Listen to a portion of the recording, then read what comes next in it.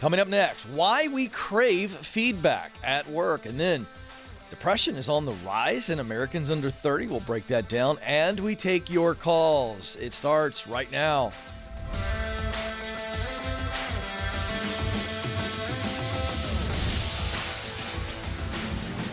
All right, here we go. I'm coming to you live from Ramsey Solutions Studios in Nashville. And you are joining a conversation about who you are, what you were created to do, where you want to do it, and how to get there. In short, it's about you and your purpose. And we're going to look at the application of your purpose at work, because many of you are okay with your job. You don't hate it, but you know there's more. Some of you aren't okay. You're miserable on Monday. You're just trying to make it to Friday afternoon. And that's okay. I get it.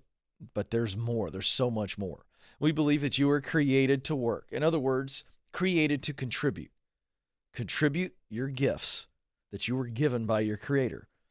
3 gifts that when they are in sync, in alignment, then you are doing what you were born to do.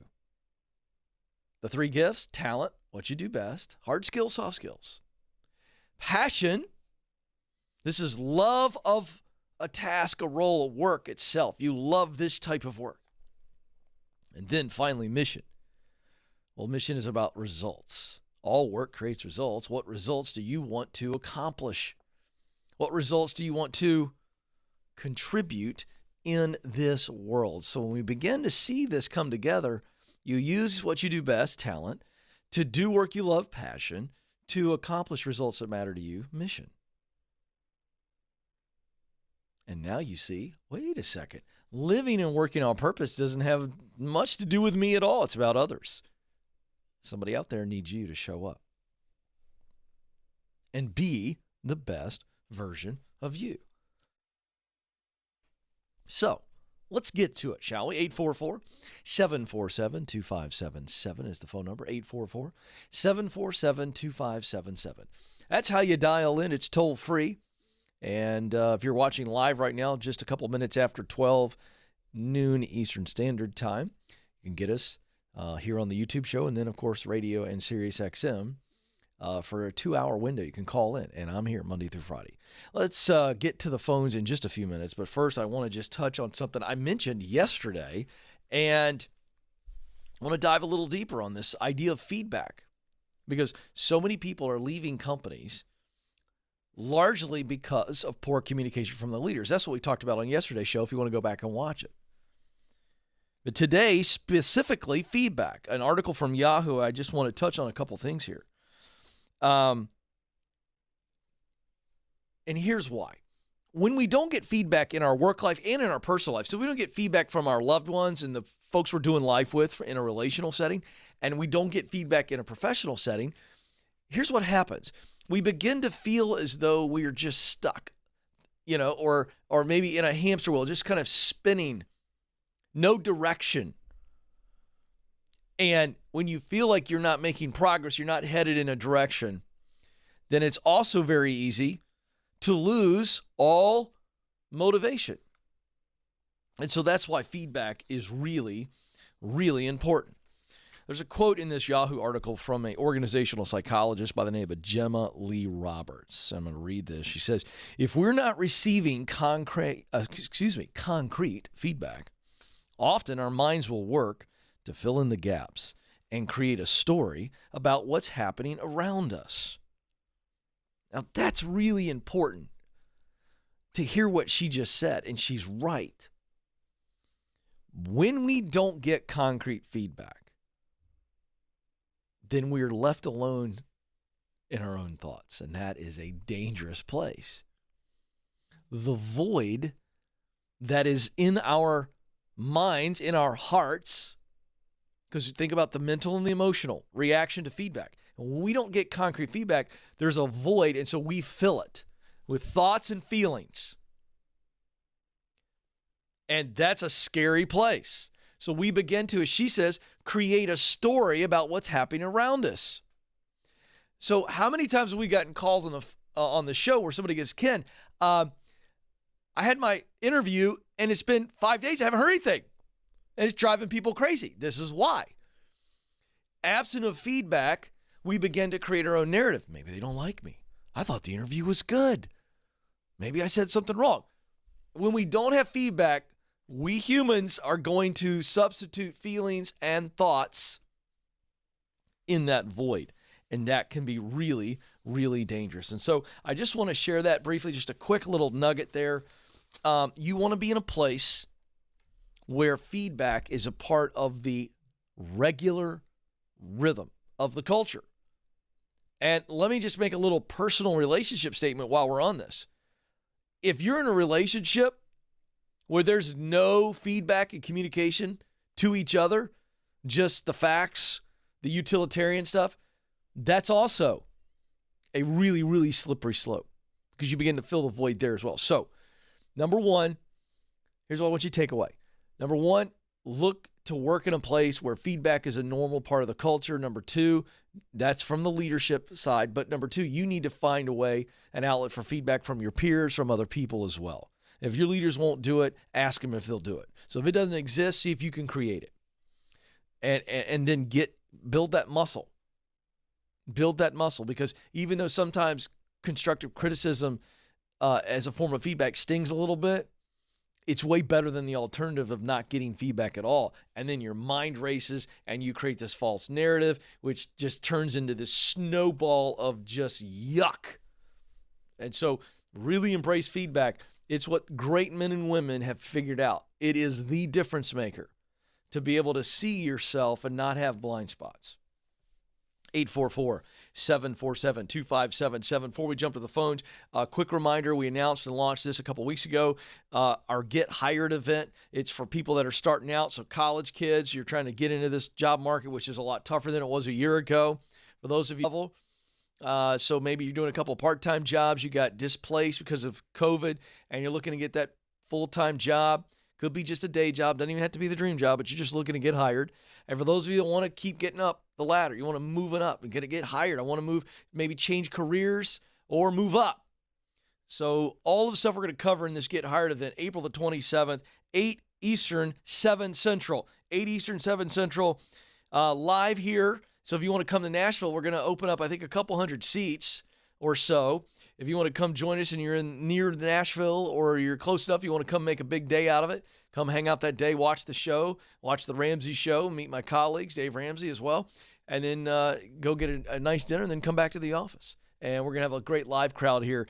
For the rest of you, it is live stream, 8 Eastern, 7 Central, April the 27th. Tickets start at just $20.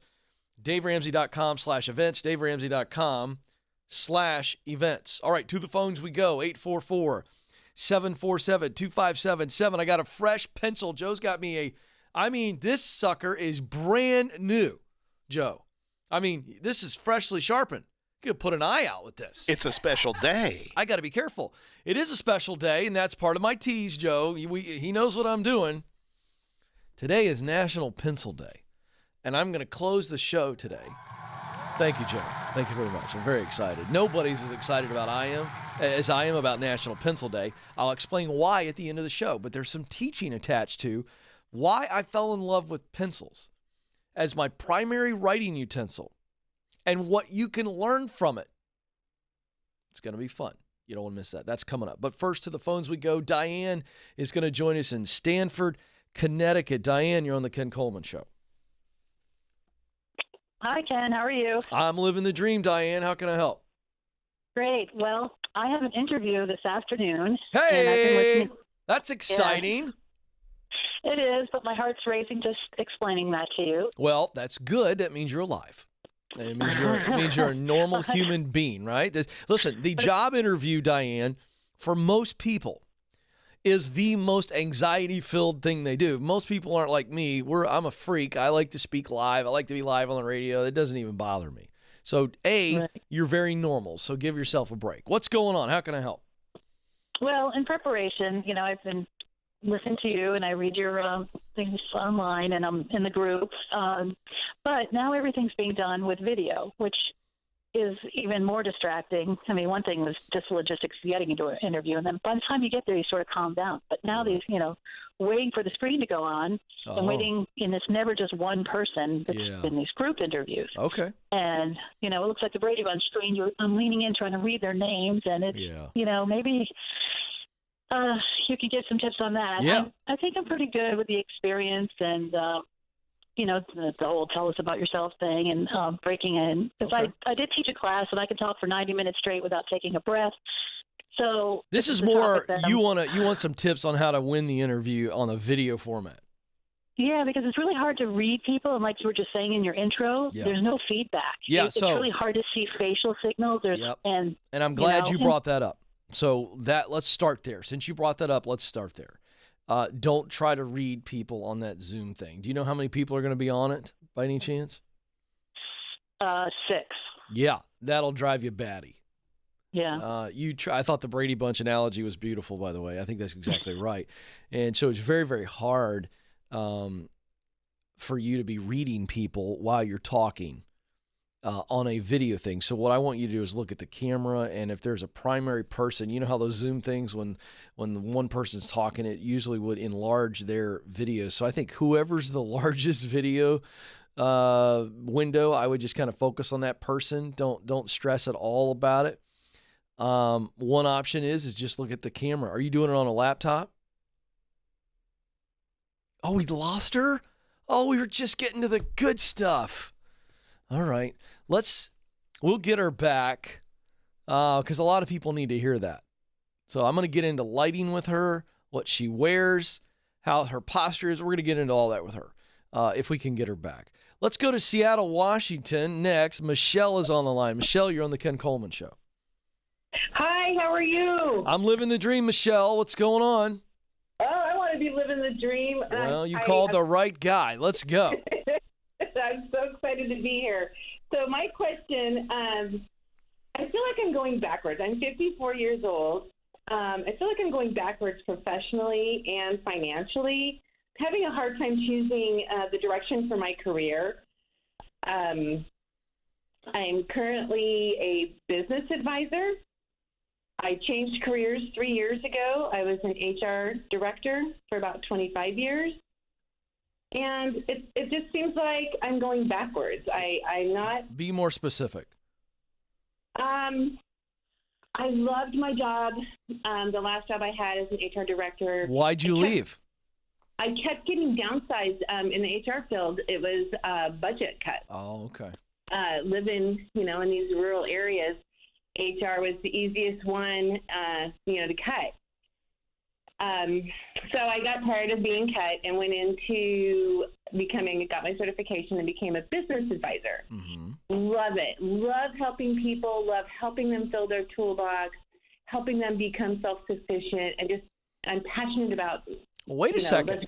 How is it that you love the work of being a business advisor, but you feel you're going backwards? Is this just financial is what you're talking about? Yeah, financially. How much of a difference is there between what you're making now as a business advisor and what you were making as an HR director? $30,000. Oh, wow. Now, as a business advisor, is that commission-based in any way? No, I'm salaried. And is there room for growth financially? Where I'm at, there's no room. There's I work for a very small nonprofit. And you said, okay, well, there's part of it. Okay, so here's the thing. I don't think you're going backwards. I just think you took a step back and you're still in that step. But I don't feel like you're slipping and sliding down a hill. And I'm not trying to I'm not trying to be a word czar here and, hold you to every little word. But I do think there's an emotion attached to what you said. And I don't think you're going backwards. I think you got downsized, which happens to a lot of people. Mm-hmm. And it may have been COVID related. It may not have been. It doesn't matter. But you personally aren't slipping. It's not like, you did something wrong or whatever, correct?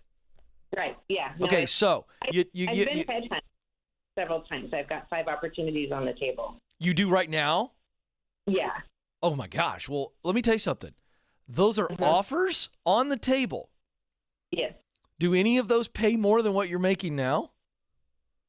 4 of them. Michelle, you have a confidence problem or a vocabulary problem. I'm not sure if it's both. The problem with those, I do have a confidence problem. Yeah. But the problem with accepting any one of them is I would have to move about 3 hours, 4 hours away. Okay. I'm not asking sarcastically. I'm really asking, why is that a problem? Because I'm trying to get my financial house in order. I don't really even get how to live by a budget, even though I coach people financially. Okay, well, good news. All right, now, here's the good news. I work for Ramsey Solutions. I'm co-host of the third largest radio show, well, now the second largest radio show in the world, the Ramsey Show. Well, I can help you on the money piece, and I'm going to help you, okay? Oh, thank you. So we're going to pause that conversation. Okay. But walk me through this. Mm-hmm. How much more, of the 4 offers that you have on the table that pay you more than you're currently making, which one are you leaning towards, and how much more does it pay you than what you are currently making? I am leaning towards a director at a small community college for a business center. And how much more money will you make there than you are currently as a business advisor? About $15,000 to $20,000. Okay, that's a nice bump. Okay. Yeah. So let's say it's 15 for modest projections. Sure. That's half. So that means that you're still 15,000 behind where you were as an HR director. Okay. Right. And there's an HR director on the table for 35 more. Yeah. And you called me and said you feel like you're going backwards. The woman who has 4 offers on the table. So I can't go any further. I'm going to get the practical. I got to come back to that. Michelle, you need to do a happy dance in the kitchen or Really? Yeah, you do. You do. Because you got 4 offers on the table and for some reason you think you're going backwards. And I think that is all attached to the fact that you got let go, you got downsized, and I don't care how nice they are about that. That's rejection, and rejection hurts. And it's very personal. It is. I know. It is. But before we go any further, I want you to get over that right now. Because a person who has no worth, a person who has no value doesn't have 4 job offers on the table. Is that a true statement, Michelle, or a false statement? Oh, that's very true. I mean, I was honored when they all called and offered. You should feel great. I didn't apply to any of them. You should feel great. Yeah. All right. No more stinking thinking. You got me? Okay. All right. You're awesome. All right. Now, the financial situation. Give me a very quick snapshot because I think that you move. I think there's a reason why you've chosen the community college position. And so I want you to follow your heart there. And because you're still going to get a bump from where you are now, and you can still get your financial house in order because I'm going to show you how, and we're going to support you with all of our Ramsey Plus materials, okay? Oh, all right. All right. But I would not let moving hold you back if it's just getting your financial house in order. Tell me real quick your snapshot. Do you have a mortgage? Are you renting? What's going on? Yeah, my mortgage, I have $149,000 left. I've got an accumulative debt of loans, credit cards of $40,000. Okay. How much is your house worth? $380,000. Oh, baby. And you got $140,000. All right. Yeah. So, and $60,000 in student loans. $60,000 in student loans? Yeah. On top of the $40,000? Yeah. Oh, so you got $100,000. Okay. All right. Hey, don't get all down. Don't get down. And here's the deal. Is it just you? Are you married? Double income? Just me. Oh, good. Just me. Okay. So here's what I'm doing. All right. If I'm you, I'm selling the house. All right. Okay. So that we can move. We're going to take that job that you want. Okay. And so you're going to sell the house. And I didn't do the math. It's worth $380,000. You owe $140,000 on it. So what is that? Quick math is 100 is $280 plus another. Okay, so you got what about what is it? $240. That's what I thought. Yeah, pay the realtor. Let's say you got 220, 215 to be modest. Okay, just quick numbers. All right. Okay. You got, let's just say 200 for easy math, because it's hard for me to talk and count at the same time without taking my shoes off. Thankfully, some lady out there bailed me out. I was not good in math. That's why I'm a talk radio guy. Yeah, thank you, ma'am. She's awesome. She bailed me out. Okay, let's say 200,000 for round numbers. It's more than that. Well, you owe 100. So you write a check. You write a check immediately. You pay everything off. You still have 100 left. Is that right, ma'am? She's helping me. Yeah, you still got 100 left. Well, listen, it's just you. You don't need a house right now. So you go to this new area and you rent for 6 months to 12 months. You're debt free. It's not a sin to rent, especially when you're moving to a new area and you just want to get stable and get settled and look around. Because the fact is, you're still going to you'd be able to get a really small house or something really nice maybe. And put at least 20% down, which is what we teach here at Ramsey Solutions. So you're in great shape. Am? Yeah, you got a checklist. Sell the house, pay off the debt, take the job. Okay, it doesn't feel right because why? What doesn't feel right about being debt-free, doing something you love? Yeah, I'm fearful that I'm going into more debt because it's a seller's market, not a buyer's market. So buying a house someplace else. Yeah, I didn't say that. Wait a second. Let's go back to my checklist. What I said was, accept the job, list the house, sell the house, pay off the debt, move in and rent for 6 months minimum to just get a lay of the land in the new zip code. Okay. I'm fine with you renting for 12 months and saving a lot more money. Okay? Okay. But just because it's a seller's market doesn't mean you can't find a little jewel of something. Maybe you find a little 1,500 square foot house and you buy it for 150, 200,000. You got a great down payment on that. You pay that off in a few years. You do a 15-year mortgage, maybe even less than that. You pay it off, put a little money into it, restore it. You're fine. Okay. You know what this is? You're trying to make excuses because you're scared of change. I am. I know. You're right. I know. I've done this before. Yep. I know exactly Very scared of it. I know. But I don't know why you would be scared if you spent more time focusing on the positives and how your life is about ready to dramatically change for the better. Yeah. Imagine letting go of $100,000 worth of debt. Woo! Joe, what does it feel like when you let go of $100,000? Yeah! All right. My work here is done, Michelle. You have a very clear checklist, and you better do it, because I want you to hear my voice haunting you. This house needs to be listed before the week is over. Okay. Take the job, list the house, sell the house, pay off all of the debt in like 10 minutes. You pay it off so fast you're dizzy. You need to sit down. Have a celebratory glass of wine or whatever your favorite beverage is, milkshake, lemonade, I don't care. And sit and reflect on how your life has changed forever. And get that moving plan set up.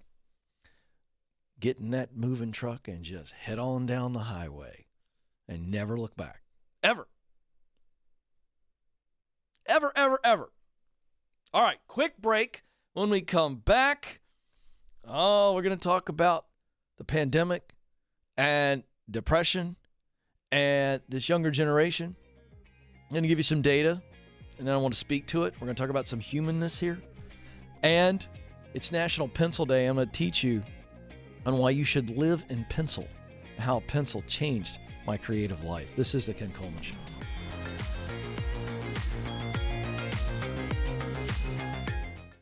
Our world is changing, but so are we. Now, we see a smile through someone's eyes.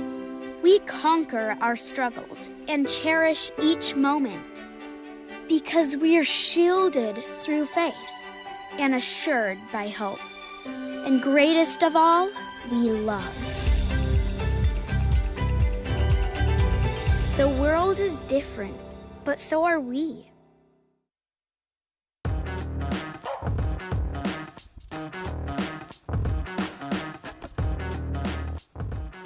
right, folks, welcome back to the Ken Coleman Show. Thrilled to have you if you're watching us live at 12:25 Eastern Standard Time. So thankful to have you. I got to go to the chat room. I haven't been in the chat room today. I got the old YouTube channel up here, right here on the desk. And what did you say to me? Oh, Teresa has a question. Oh, good. So I'll tell you what, I love this. I have ADHD, so I like to come in and out. All right, so we're going to be quick here. We got a lot to get to because we got Diane back on the phone who called earlier. So I got to answer that question. Okay, so Teresa in the chat room says, I just went through a season of mental trouble, and a supervisor spoke to me often in a derogatory tone. I feel awful. I made some mistakes, but I'm better now. She still treats me awfully. What do I do? Whoa.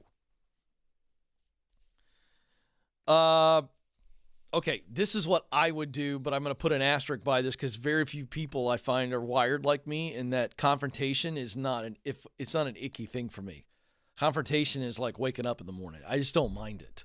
So I would sit down with the leader and go, hey, you may or may not know to the extent that I went through some mental stuff, and I know it affected me. I know it affected my work, but I feel like it affected us. Do you think that my mental stuff that I went through, do you think it affected us? Have you lost trust in me? Don't accuse, ask. You got to be very careful here. So that's how I would do it. I'd let them respond. Well, yeah, or whatever. Maybe they go, no, not at all. And go, okay, because this is what I'm feeling, and I'm better, I'm healthy, I'm working on it, but maybe I've got some insecurity around this, but this is what I'm seeing and feeling, and I'm not accusing you at all. I just wanted you to know what I'm seeing and feeling, and can you shed some light on this so that I can walk away here today going, all right, I'm ready to get back at it full time. That's what I would do. If you do that and the behavior doesn't change, then I would say I'm out. But I would find something. I'm not the guy who believes in pulling the eject button unless we have a parachute. So if it doesn't go well after that, and by the way, that's a confrontation. But confrontation doesn't have to be nasty, but it should be direct. And so I would handle it that way. And if it doesn't go well, then you say, okay. And you act like you're staying, and you start looking, and we go find something, and then we walk away. Because that's just not a healthy leader. And that's not going to get better. I just got news for you. Do you have any tips for people who might be conflict averse like myself? Tips for people that are conflict averse. Yeah. Write it down first. Start with writing down what you want to express. Or, in other words, what you're feeling. Then you can kind of go to the next level if you want to. Well, I want to ask it this way. Write it down. Type it up. And there's nothing wrong for people like Madison that are confrontation averse, which this is a great question. There's nothing wrong with you sitting down and going, hey, listen, I gotta get some stuff off my chest. I got to talk to you about this. I'm nervous about all this. So I wrote some stuff down. I'd like to read it to you. Who cares? That way you're clear and you're confident. And you're not allowing your nerves and your emotions to take over, because that's a difficult thing. So if you struggle with conflict and it's the nerves and the emotions around it, write it all down, rehearse it in your head, prepare it, and if you have to, read it. And that will at least ease your mind and allow you to be more present. Very good question. Okay. All right, we got a lot to cover here. This is going to be great. This is going to be the most productive 10 minutes in the history of radio, television, and YouTube, Joe. All right, here we go. I wanted to cover this because I got fired up on yesterday's show.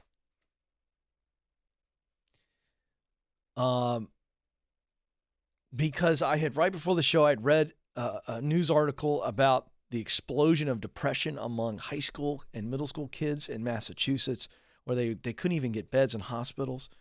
And the news said this, not me. The media said it's because of the pandemic and the isolation. These kids are out of their normal routine. They're not around friends, peers, and it's killing them. So anyway, I got all fired up about it. So Madison, the producer, gave me this article, and I just want to touch on this. This is not a political thing, but I make no bones about speaking to purpose, not just professionally, but relationally. So I'm always going to have the human element because I'm pro-people. I'm pro-human. Between August 2020 and February 21, anxiety and depression has skyrocketed among Americans 30 and under. And worse, the people reporting the increase in anxiety and depression are also saying they aren't receiving mental health counseling. And this is troubling to me. So I didn't want to spend a lot of time on this, but I wanted to make it really clear that this worries me. I talked about this on the show 2-3 weeks ago. There's some research out of London. A well-known psychologist did some research, and he equated, listen to this, he equated being out of a job up to 6 months. If you're out of a job up to 6 months or even beyond, of course it's worse, but anything up to 6 months without a job, the emotional toll on a human is the same as losing a loved one. Wow. Why? Because we are relational human beings. We were created to connect and relate.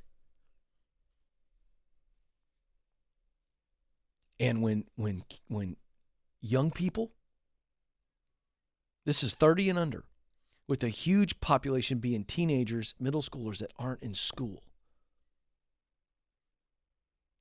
when they are not in a routine and active and bouncing into people relationally, the soul begins to dry up. We're not made to be in our rooms all day playing video games or watching Netflix or whatever. Isolation is a killer. And so, what's the takeaway? What I was concerned about is that all these people are saying they're not getting help.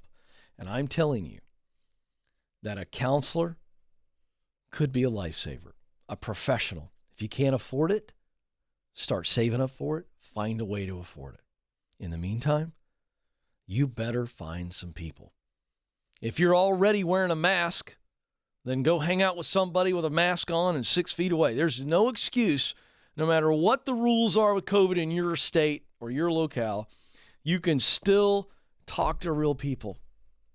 You better find some people you can talk to. They don't have to be a professional if you can't afford a professional, but they got to be somebody who is empathetic and loves you and cares about you and will just listen to you. You better start getting intentional. But there's no excuse for isolation. You don't have to be that isolated. And this is a problem.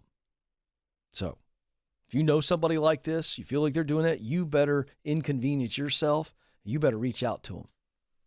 Today, it's serious business. 844-747-2577. Okay, quick pivot. And then I'm going to teach on why you need to live your life in pencil. I'll explain that. But earlier in the program, our first call, Diane called in. She's got a video interview later today. And she got disconnected. So we're going to pick her back up, but I'm going to take you right to where we left off. And so Diane was basically saying, Ken, give me some tips on the video interview because it's really hard to read people. There's going to be as many as 6 people on this computer screen. And that's really hard when you know, like, who am I looking at? And so I was talking about addressing the camera. So we're going to pick her back up. Diane, you there? Yes, I am. All right, Diane, here we go. I'm going to drop it on you. You ready to go? I am. All right, so here's what I want you to do. I think you have 2 options. I think you could focus on the person who talked last if you want. If they're the ones that asked the question, it's fine to look at them and read their face. Or the safety is just to look straight at the camera. You know, I'm looking at my laptop right now, and there's a little circle there. And so if you've got a mounted camera or whatever, the safe bet is also just to look at the camera. Now, I understand that comes with this, what? That's really weird. I'm just staring at this camera. But I'm a guy that stares at cameras. I have camera there, I have a camera here, and I got a camera there. And I'm okay looking at this lens right here. All I'm looking at is a red light over top of a lens. But here's the deal. If that makes you uncomfortable, then just move your eyes around the screen. But don't try to read anybody. Just use it as normal communication.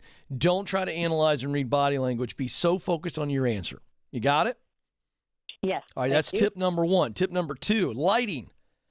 So if you've never done this before, you need to make sure that you've tested out I do a Zoom call. I do 1 or 2 right beforehand just to kind of have a friend or so, 15 minutes before, maybe 30 minutes before, and just test it out. Have some fun with it. Have a nice set, what's behind you. Make sure there's no windows or some, you don't want some clown outside. These hilarious Zoom fails or where the person in front of the camera doesn't think about what's behind them, there's some crazy stuff. One woman did a Zoom in her bathroom and her husband comes in to take a shower. We don't want to do that. Okay? I'm not kidding you. It's crazy. She's like, oh, the guy, he doesn't know. It's his bathroom. We don't want to do that. So, bookshelf, something nice, and then make sure the lighting is really good. Test your audio. And I will tell you, this is a preference thing. I'm not telling you have to do this. But if it were me, I would stand up for the interview, and I would have the laptop up a little higher, almost like a stand-up desk. You put it on a bookshelf or a bar or something. And I would stand up because your energy's better when you're standing as opposed to when you're sitting. That would be me personally. It allows you to, you're standing, just get better energy, better posture.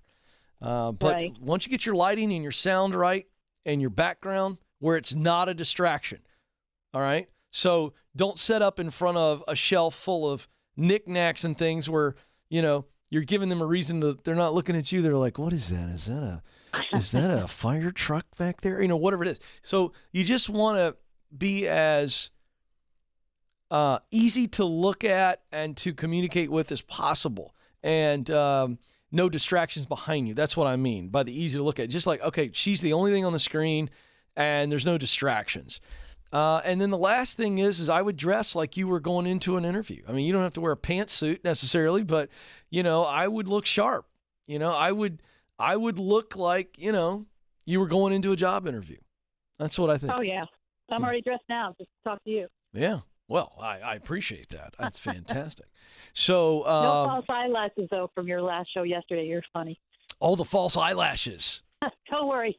Yeah, I'm not a fan. Not a fan at all. Women, that is a massive distraction for the job interview. If you want to wear that out for the night on the town, I know, I'm kidding, but I remember that I recall that. It's very easy to distract me. I could go off on a rant about false eyelashes now. I won't do that. No, you did yesterday. Yeah, I know. All right, well, listen, Diane, I think you're ready, don't you? Thank you. You bet. You got this. I don't know. You got this. Racing. I know. Heart racing. How do you deal with that? I'll tell you. I'm glad you asked. 2 things. One is from Tony Robbins. I learned from Tony Robbins going to one of his live events, breathing, and he learned this from other people. But I would 5 to 7 minutes beforehand, I would get into a really nice, deep breathing exercise, just in through the nose, very slow out the mouth. Okay. And not like, don't go crazy, like you're super fast or you're faint. Just really deep breaths. And you do that for you can look this up. You guys can Google this and make sure I'm right. But I think if you do as many as 17, it's kind of random, of really strong deep breaths. So really slow in through the nose and equally slow out. It will really calm your body. It's a physiological prompt to your brain, and your brain goes, oh, we're chilling out right now. And your heart rate will drop. I'm not kidding you. So that's the first thing. And then the second thing I want you to do after you get the breathing in a good place, I want you to be standing up somewhere in your house, maybe look in a mirror. And I learned this from Amy Cuddy, who did a TED Talk on body language. And get your shoulders back, get the most confident pose that you feel, like your favorite pose. It's just you. So don't worry about anybody looking at you. You're in the mirror and just go, what's my power pose? Where do I feel most confident? And stand like that. And then say something cheesy, because again, no one else is around, and just go, I'm freaking awesome, or whatever. But literally say it out loud. You've got your breathing under control, and you will be surprised at how you'll chill out. And you'll be ready. That's good. I know. 20 minutes changes your whole life, though. It's no pressure. And like you said, No. work. Oh, I got more coaching now. You said that, and I got to say something else. That's not true. While this interview is important, if you don't get this job, it's not the end of your rope. It's not the end of your deal. Come on. Let's not put all that on there. I think that's a bunch of crap. And I think you think that's a bunch of crap, if you're honest. Your professional career is not over if you don't get this job. So chill out. Go in there and crush it. In my mind, you have nothing to lose. You have nothing to lose. Go for it. Give everything you got. Give everything you got. I mean, what's the alternative? You get so psyched out that you don't do a good job? No. Get in there like you are the best thing they've ever discovered and be confident and go forward with it and let the chips fall where they may. All right. Today is National Pencil Day, and I want to teach on this. The team asked me to do this. I think privately they make fun of me about it, but then after a while they were like, that's actually got some content to it. So I'll give you the story, the principle, and then an application coming at you really fast. I love pencils. Why do I love pencils? I never loved pencils until I was about 34, 35 years of age. I'm in my home office in Atlanta, Georgia, before I came to work for Ramsey Solutions, and I was writing an article. And I was writing an article for a website and I was starting to get into some content creation, and I had an opportunity to write an article. And it had to be X amount of words, and I had to knock it out. I had a deadline. And so I set about to write. Now, I'm old school. All you kids out there are going to laugh at me. I don't like to write on a computer. That, to me, is not writing. That's typing. I like to write. So I got a pen out. And I've always been a fan of Moleskines, just love the simple Moleskine notebook. So something very similar to this, and I start writing. Because I'm a guy that handwrites it. I'm visual. I need to look at it. And then once I get it to where I want it, then I type it and I send it out. That's my process. Okay, so I'm writing, and I'm also a guy, I don't know how you all write, but I'm writing and I self-edit as I go. So I'm writing 2 or 3 sentences, and then I'll stop and I'll look at it. And then I go, I don't like that at all. So I'm doing this number, and I'm scribbling, and I'm doing the circles and scratching. And I look at the page, Joe, and I get a little neurotic over this. And I go, oh, this is a mess.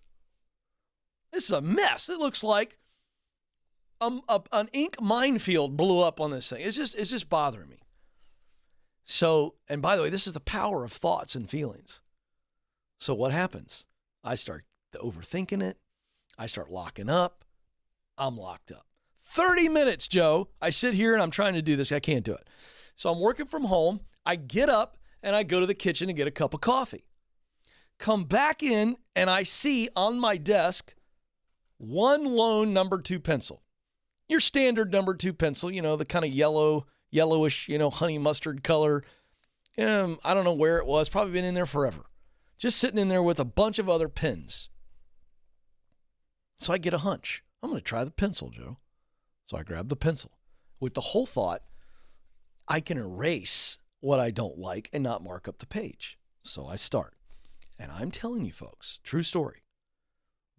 Because I had concocted in my mind that I was going to be able to edit easier and erase and not create a mess, the words flew out of me. I mean, it was like a brain dump all over the page. It was unbelievable. Everywhere. Words. So I got excited. I was like, the pencil has freed me up. This simple little pencil, and to this day, I write book outline, speech outline, ideas. Madison and Joe, they know this. All of my caller notes in pencil. I take notes on you folks so I can remember stuff. I had a meeting right before the show with Madison, brainstorming. I wrote everything down in pencil. Why? Because I can come back later and adjust it a lot easier. So here's the principle. That's the story. What's the principle and application? The principle is when we take the pressure off of ourselves, we don't overthink it, and we don't worry about editing on the spot. We don't worry about making things perfect. Side business, side hustle, presentation, sales pitch, first day on a new job. So we don't try to make everything perfect. Frees us up. Just like the pencil freed my mind up, I want you to live in pencil. And what I mean is, you're going to make mistakes. It's like our last caller, Diane. She's like, 20 minutes, it's like worth a lifetime. No, it isn't. Because if you don't get the job, you're going to learn something. The pencil is a mindset of, hey, I'm going to make some changes. I'm going to erase some stuff. I'm going to rewrite it. That's life. The first time you start something, you're getting qualified, you're taking a new class, you're starting a new job, switching careers. Live in pencil with the mindset that, hey, I'm going to erase some things. And it's okay. But I'm just going to show up. And I'm going to put my words on paper. I'm going to put myself out there, and I'm going to live out loud in color right there in front of everybody. And I know that it's not the end of the day. Tomorrow is the chance to erase and start over. And so that's why I love pencils. So much power packed in the idea of, hey, it's not permanent. It's not permanent. The mistakes you've made, the learnings, the bad judgments, bad financial decisions. Maybe you've fallen morally and you got kicked out of the nest and you think, I'm done because I failed. Not true. Redemption is waiting for you. Restoration waiting for you. So, on National Pencil Day, you don't have to start writing with pencils. I'm a nerd. I get it. But I do want you to start grabbing the power of that and know that what you're doing doesn't have to be permanent. It just doesn't. Relationally, professionally, financially, spiritually. Each morning is a new opportunity to write it again.